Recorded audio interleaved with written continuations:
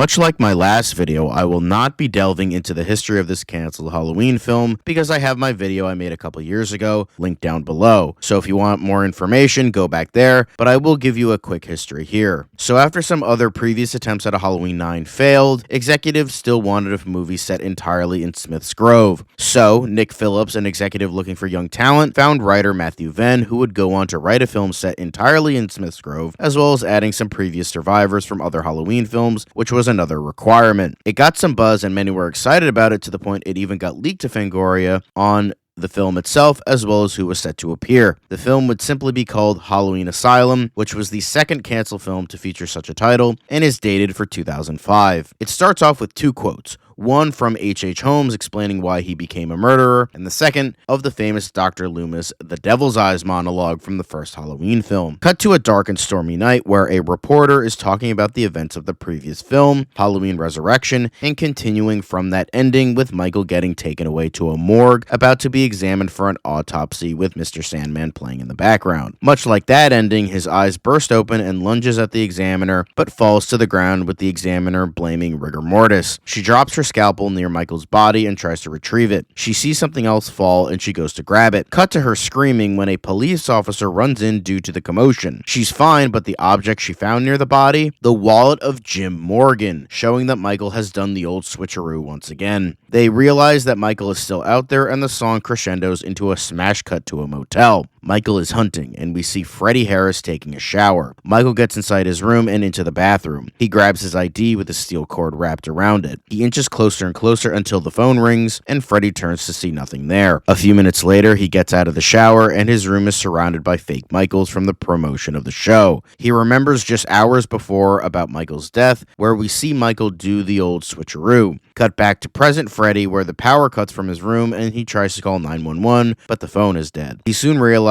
that he might not be alone and soon attacks the various Michael costumes he has around his room. Nothing. He runs out of his room and starts banging on all the doors. Nothing. He gets to the manager's office and notices the manager sitting by the TV.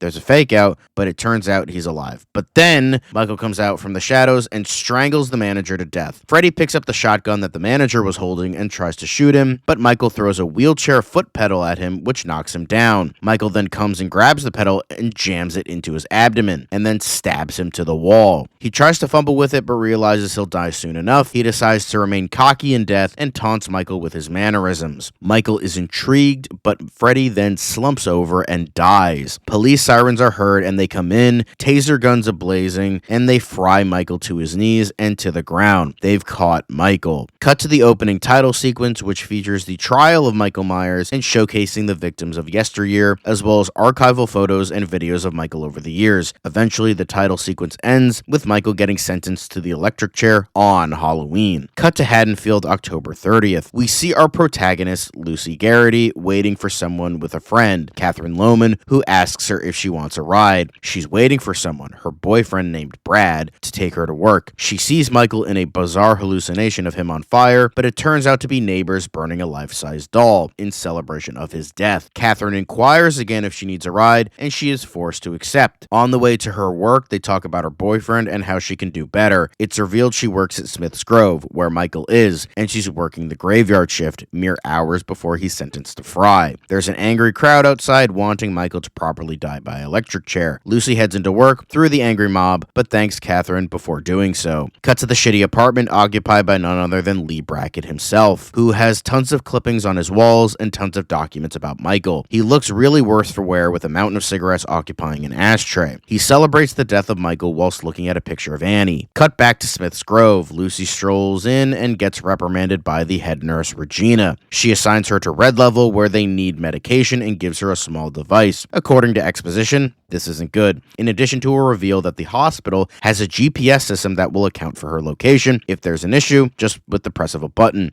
The device she gave her. She heads down there as Regina lets security know. She's going to the worst of the worst. She is greeted at Red Level by a veteran security guard named Bill and his new recruit, Sam. They lead her down a stairwell which is covered in peeling paint and bits of blood from years past. They only have 3 people down here: Wade Ludlow, Jake Gracie, and the icon himself, Michael Myers. Bill Jenkins explains the depravity of Ludlow to Sam. They enter and we see many cells with a heavily barricaded door at the end of it. Lucy delivers the medication to Ludlow first, who is a heavily tattooed obese man. The tattoos are of his victims. Then we head to Gracie's cell, where we learn he's a necrophile who cut off pieces of his own skin and buried it with his victims. He was also a Charles Manson of sorts, where he eventually started a cult where people started skinning themselves. Lucy delivers the medication to him, who is rail-thin and stringy-haired, and has next to no skin on his face, only covered with muscle and scars. Then we get to the worst of the worst, the heavy steel doors at the end of it. Do not go in alone, the sign says. Jenkins warns Sam about him, and they head inside. It is a large auditorium that has been converted into a cell for Michael. He is surrounded by a huge cage with thick steel bars and is sitting quite stoically at the center with a pale white restraint mask and industrial strength black straitjacket. Lucy tries to deliver the meds, but she looks into his dark black eyes, the devil's eyes, for a bit too long. He's watching her. She drops the medication and then runs out with the two guards sprinting after her. The shape still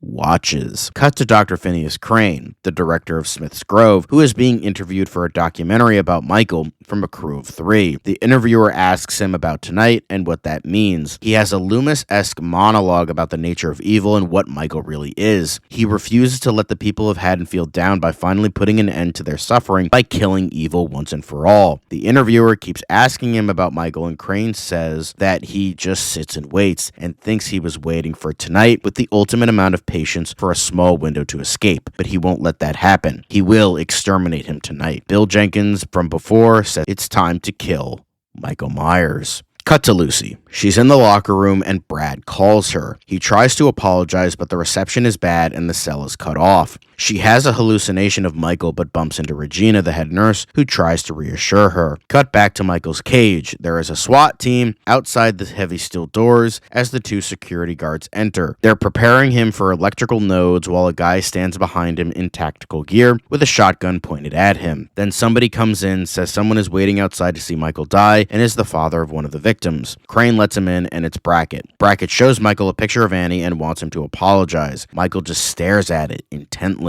He tries to enact some vigilante justice, but this goes nowhere. However, it does result in the guy with the shotgun taking his focus off Michael, an ID badge making his way into his cage, and the medical examiner dropping the straight razor. Crane tells them to put Brackett in solitary for the time being. Luckily, this doesn't stop anything or result in an escape. Or does it? Michael still plots as the examiner picks up the razor and the ID badge and throws it back to Sam. Cut to Brackett, who's locked up in solitary, trying to convince Bill Jenkins to let him see him die, but Bill denies it and leaves him there. Brackett sobs in his cell, but back to the action with the documentary crew in the viewing booth. The victims' families are there as well as survivors. Crane takes his seat. The guards say they're ready for Michael and they begin to escort him to the chamber while we see the date superimposed on the screen, October 31st, 2005. They put him in the electric chair and put a black hood over his face. Myers still waiting perfectly until they pull the switch. They electrify him full force as we then cut back to Lucy, where we see the electricity surge. Cut back to the chamber and Michael's hood is on fire. Brackett is smiling evilly as he sees the electricity surge a bit, knowing that his daughter's killer is finally dying. The families are a bit unnerved by the severity, but Crane pays them no mind as they continue with the execution. 2/3 of the documentary crew are looking in abject horror, while the director is happy he's getting this on film. After a few more minutes, Crane tells him to stop. Michael is burned beyond recognition, with globs of flesh burned through his hood. They check his pulse. Nothing. Crane tells the governor that Michael Myers is finally dead. Cut to a guard who is walking a suspiciously familiar walk into the generator room. Crane is enjoying a cheap cigar while he's happy he's finally killed Michael Myers. However, the documentary crew, also in Crane's office, sees a bunch of inmates wandering outside. Crane puts the place into lockdown. Thick steel barricades cover the doors and windows. Lucy hears this and drops a tray of meds, nervous about the lockdown. Cut to the guard again. We see a nest of wires attached to the main gate ripped from its main housing. The guard tries to leave, but due to the lockdown, cannot. He meets the eye of a German Shepherd who growls at him, and the guard cocks his head in a very familiar fashion. The orderlies try to get the inmates back inside, but it's futile, while an inmate by the name of Hutter heads back into Smith's Grove. The German Shepherd is dead, and it's finally revealed that this guard is in fact Michael, who is not dead, to the surprise of no one. Lucy tries to call her boyfriend, but to no avail. Everything is dead, lines and signals. Crane is barking orders at people. Bill goes to check on the generator room to make sure that the lockdown was worth a lockdown. Crane himself goes to the coroner's office. Lucy is looking at the straitjackets, which look very suspicious, and we see a hand pop out, and Lucy starts to scream, but it turns out to be the inmate Hutter from before. He tells her that a safe place is the Hall of Records. She doubts it since it's in a warehouse across town, but he's talking about the original Hall of Records, which is below Killer's Row, where Michael, Gracie, and Ludlow are/were. He claims that he did janitorial work down there as a reform program. Lucy is extremely skeptical, so she asks him what he's in for. He kind of dodges the question and states that no matter what, crazy or not, it will protect them. Lucy essentially says fuck it and goes along with him because she's really got nothing left to lose now. Cut to Bill, who goes to the generator room to find Michael's mess of wires. He goes in further, trying to convince himself that this is all just nothing and he'll laugh about it later with his wife and kids. He sees the dead dog and slips in its blood. He finds the torn up evidence locker on the floor. The locker of Michael Myers. He turns and sees him in all his boiler suit and pale-faced glory. He pleads for his life, but Michael grabs the locker and bashes him over the head with it, shattering his skull. Cut to Crane with the examiner. They see that the corpse's skull is slightly fractured. Cut to a flashback, it's revealed that Michael took the clasp from the security badge and undid his cuffs, killed the guard, and switched places with him. It also revealed that Michael ripped the guard's tongue out so he couldn't speak. Jenkins calls them in, and we know how that plays out. Cut back to the present with Crane realizing that he's out and wondering how they're going to actually kill him this time. Cut back to Hutter and Lucy. They head down to Killer's Row. They manage to get inside and the heavy steel doors lock behind them, leaving them inside Killer's Row with a bunch of empty cells, including ones that belonged to Gracie and Ludlow. Lucy is terrified. They run into them, and she tries to get away, but she gets into the grip of Gracie. She knees him in the junk, but he likes the pain and smiles. Hutter rips her away from his grasp, and they head down a small passageway. There's a tense scene of them almost getting found, but Ludlow follows Gracie's voice from the room of cells and leaves them before he finds them. They stay in place until it's safe, leaving Lucy doubting they'll survive this. Cut to Regina, the head nurse. She gets into the kitchen. Michael is in there stalking his prey. She realizes something is there as some pans fall, but she stumbles with her personal alarm. She almost gets it until it cuts to Crane's office. The documentary crew and Sam are waiting there, and they hear a maddening knock, and it's Crane. He makes his way in and removes a .45 from his desk. He orders every guard to Sector 5 to finally kill Michael, because that's where Regina's alarm went off. But is it really Regina? Begs the question. He and Sam then head to the kitchen. The documentary crew also wants to find a way out because they think Crane has gone crazy, not realizing Michael switched places with the guard. Tyler, the director, is the most hesitant but tags along with the other two, Evie and Jared. The guards make their way to the kitchen, and eventually the walk-in freezer with a trail of blood leading the way. They eventually find the tracker, and it's hanging from a dead Regina's neck with her throat slit, and they realize that the slabs of frozen meat all around them are gutted human remains. It's a trap. They eventually get locked in by Michael, who sets the thermostat to the coldest it can go. Cut back to Crane and Sam.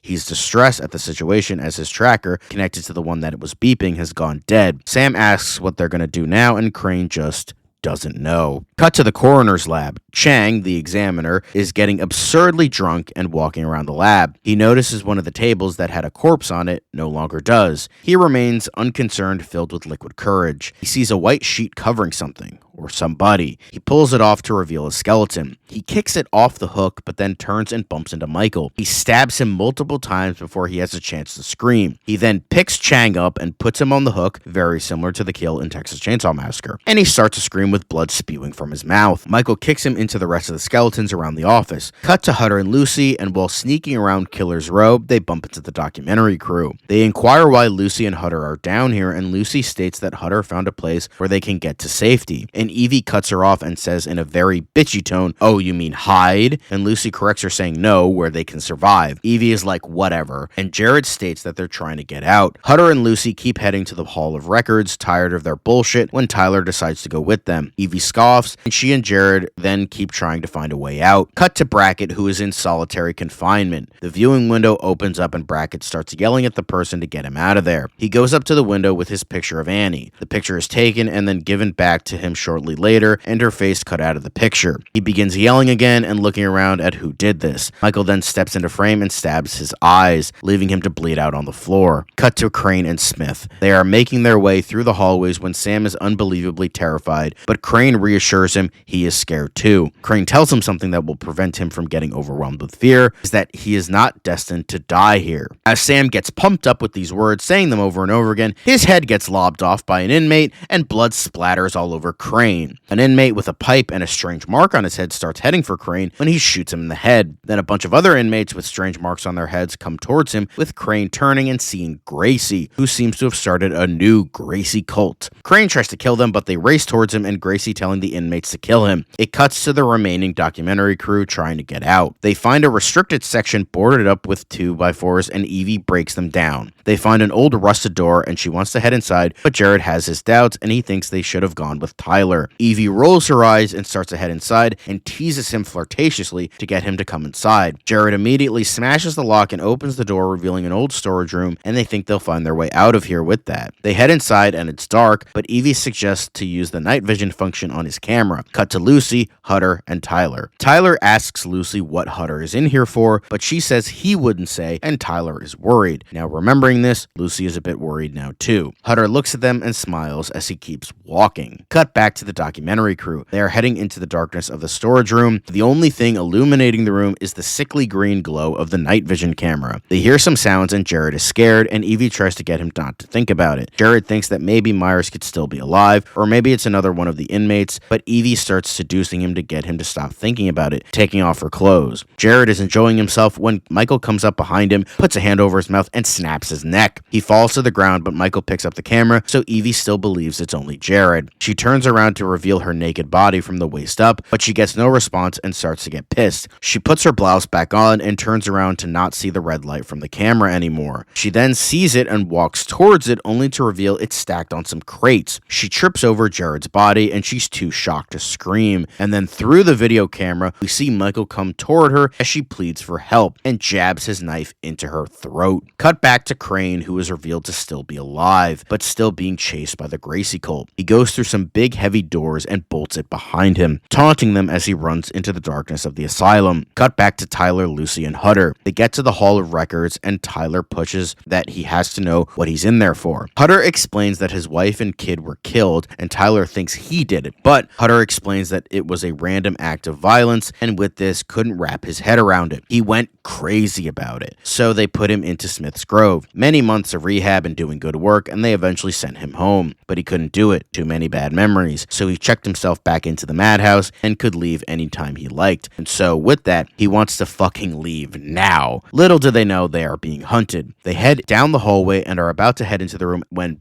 BAM! An axe gets lodged into Hutter's chest and blood spurts from his mouth. Michael? No. Ludlow. He lunges for Lucy, but Tyler stops him as they grapple for the axe, and Ludlow mysteriously gives it up, but then they notice a knife protruding from his body. He falls down dead to reveal Michael behind him. Lucy screams. Tyler grabs her and drags her into the Hall of Records. Michael begins walking towards them, stalking his prey, living for the hunt. Tyler throws Lucy inside the room, but Michael has caught up to them. Tyler puts his hands up and Michael stabs him, but it only grazes his shoulder, much like Laurie all those years ago. Lucy then pulls him into the Hall of Records with his now bleeding arm. They lock the door behind them. Michael is slamming on the door for a couple seconds until he mysteriously and creepily stops. He then leaves as Lucy starts to bandage up Tyler's arm. A couple minutes later, it's bandaged up. There's a small moment between the two and they realize that the Hall of Records actually still has records. They glance through a couple until they find Michael's records from 1963 to 1978. They look through it, finding old photos of him and whatnot. They find various documents labeled things that would make Halloween 4, 5, and 6 canon to the H2O and Resurrection timeline, with documents labeled Thorn,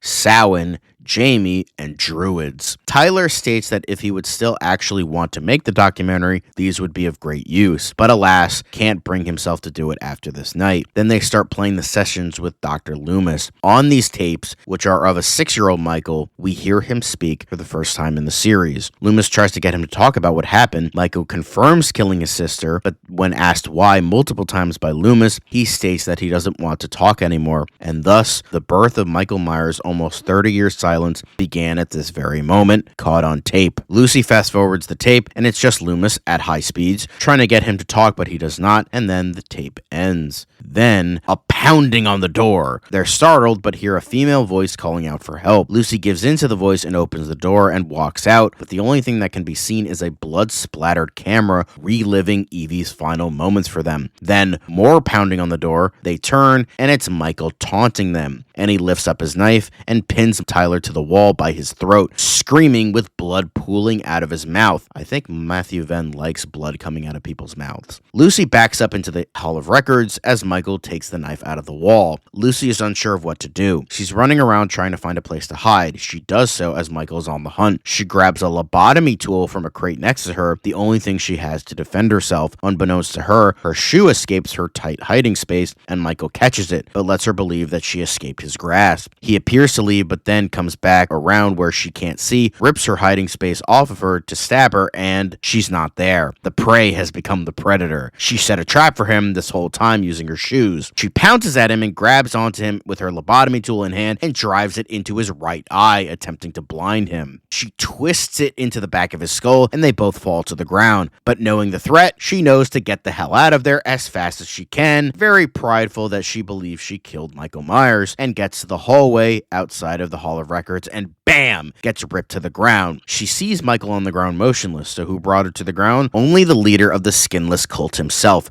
Gracie, along with two henchmen, who has some unfinished business with our little heroine. She pins her to the ground, has a rusty straight razor to her neck, choking the life out of her with the other hand. She begins to turn blue, a tear falling from her eye. Despite everything, she is going to die here. She looks at Gracie's manic expression when he looks up and releases his hold on her neck. Michael is of course not dead, and snaps the necks of the two cult members. Lobotomy tool no longer lodged in his head. Lucy scrambles out of there as Gracie lunges at Michael, who grabs him, pushes him into a stack of crates, and squeezes his head between his hands until his skull cracks between the weight. Gracie is now dead. Lucy gets to her feet and stares at the motionless Michael, who stares back at her. He then lunges at her and starts coming towards her, and Lucy gets an idea. She runs back into the Hall of Records like a classic horror trope. She finds the old cassette tape with Michael and Loomis and begins to play it. He stops dead in his tracks as it plays again. Soon she hits him over the head with it and attempts to escape, but he crushes it under his boot and then pins her to the wall. Lobotomy tool in hand, and it is payback time. But right before he's about to get it into her eye, blam! A gunshot. Well, the only person we know still living with a gun, it is none other than Phineas Crane to the rescue. Michael falls to the ground and Lucy gets out of his grip and limps over to Crane. She asks if the lockdown is over and if they're safe. He says yes to both, but then she says, "Are you sure?" And he can only nod, not being able to actually say the truth. They exit the Hall of Records and make their way to the top. Lucy turns to look at Michael, expecting him to get up, and he just lays there. Lucy doesn't believe it for a second, but will gladly get out while she still can. They head upstairs, and the lockdown is lifted, the heavy steel doors unlocking and opening up, revealing it is midday, Halloween. Crane is on the phone with the governor, assuring that Michael is now dead, while the power and the such are slowly returning. Lucy, with a blanket and coffee, looks out onto the horde of vehicles making their way to Smith's Grove. Her phone reads no new messages after she gets reception. Despite the night from hell, some things never change. She then looks up and sees him, the eponymous shape, looking back at her, bloody tear dried to his mask. She looks at Crane, who is busy on the phone, and looks back, scared, and he's gone.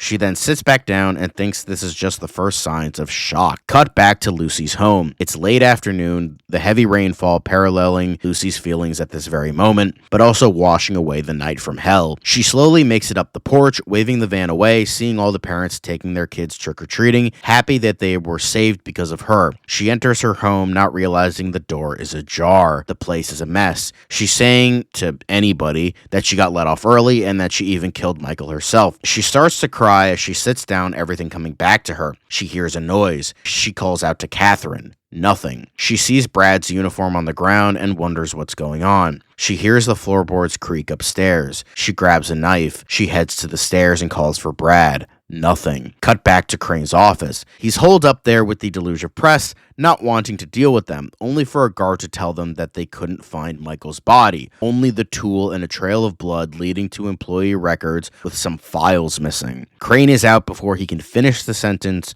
knowing what's about to happen. Cut back to Lucy. She enters Catherine's room to see the both of them naked on the bed. She starts to get angry, yelling at them to wake up, and pushes Brad, only to notice that her hand is bloody and notices them dead. She then sees Michael in the corner of her room. He tries to stab her and only cuts through her back. She eventually crashes through the banister and falls to the first floor, covered with wood debris. She crawls away as her legs don't seem to respond to her with fierce determination from Michael. She eventually gets to her feet, tries the phone. Dead. Michael is in her path. She heads towards the front window and slams on the panes, screaming for help. But then she stops, faces Michael, almost accepting her death. He's confused, but she simply says, "Happy Halloween, Michael," moves out of the way, and a car barrels through her house and hits Michael with 2 tons of steel. It's Crane, saving the day once again. Michael is then pinned against the wall as Crane gets out and searches for Lucy. He's pinned against the wall as Crane gets out and searches for Lucy. He finds her and she once again asks if he's dead for real this time. Crane says to take a look for yourself, only to reveal he's gone. They try to find the blood trail leading out of the house, only for it to be washed away in the rain. Michael is now roaming the streets on his favorite day of the year. Lucy begins to cry as Crane says, "God help them." She then corrects him.